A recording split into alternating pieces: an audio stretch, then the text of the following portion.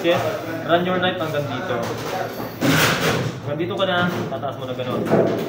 Pag hindi mo binunot, ikot mo na. Then, saka mo ngayon, i-diretso lang yan. Push and pull, automatic, tutunog yan. Ayan yung joint, yung parang mata na yan. Babalikan mo ngayon doon, bangga, make a letter C. Kung dagger naman, dinagger mo, bangga, make a letter C, then biga, labas ka dito. Automatic, pag ginanyan mo yan, pwede mong diinan yan. Then ito, pwede mong diretsuhin lang yan. Pag natanggal na yan, diretsuhin dito. Balikan mo doon. Then flat your knife, hawak dito, at hawiin mo sa kaliwa. Malakas na hawi, halos umangat yan. Ayan siya. Then, tulak mo ron. Pagkantay mo lang dahil may buntot siya, diretso mo lang yan. May 1 inch ka na rito. So, lalagay palaging guide mo, yung buntot. Ayan. Then, ito, kung ayaw mo na mag-shift, diretso dagger ka. Ito, 1.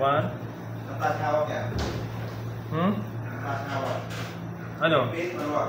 Maluwag.